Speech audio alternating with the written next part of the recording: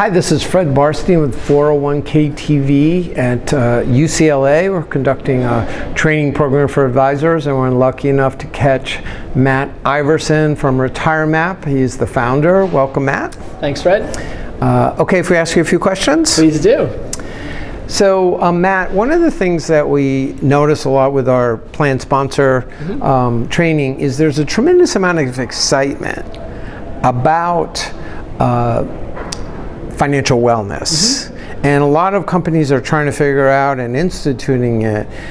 My concern from what I've seen is where's the return, and is there a return, and how do we measure it? Because I hate to lose that excitement, but then in a couple of years when we don't have return, the people that are excited about it aren't going to get their companies to buy in and to spend the resources. So do you feel the same way, and what can we do to actually help these people? Yeah, so I do think it's a genuine concern. I think there's a reason to be concerned. I think there's clearly a groundswell around financial wellness that a lot of employers are really excited about it, but I think unless there's the ability to measure the outcomes for an advisor or for the employer to be able to go back and say, okay, what did we actually accomplish in this program besides just doing workshops and having sign-ons and log-ons?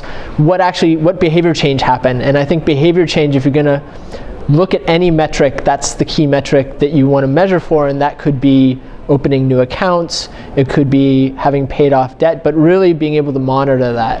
And so it means like when you do the financial wellness, you have to set specific goals of here's how we're going to measure it. Yeah, exactly. So when we actually ask people to define what a successful outcome looks like for them, usually it's the employer.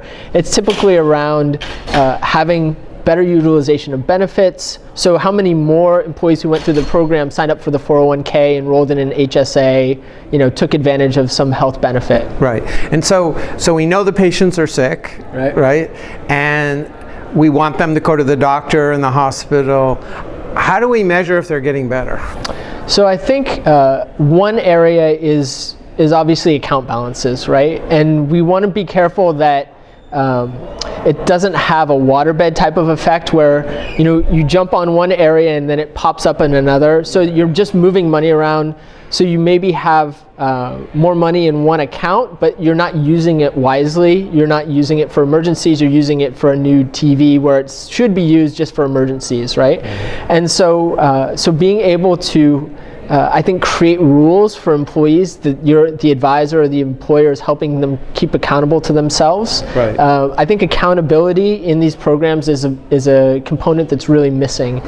So how, in your opinion, give us a couple, 2, 3 ways that you can be effective, things that you've seen with your company, and I know you do a lot of work with an academic organization. So what are you seeing that's effective in these early stages? So I think getting folks connected to an advisor is really impactful, because as I mentioned with the accountability piece, if they're not accountable to anyone, only to themselves, then they're going to procrastinate. And when they procrastinate, they're not going to take advantage of all the benefits that you get by getting motivated and getting excited around improving your financial situation or achieving your goals. So I think a coach, like a physical trainer. Having a physical trainer for your money. And there are a lot of ways you can use technology to not make that expensive, right? Reminders, messages to coach people through a process. But I think that's really important. I think inducing confidence, getting people to feel more confident about their financial situation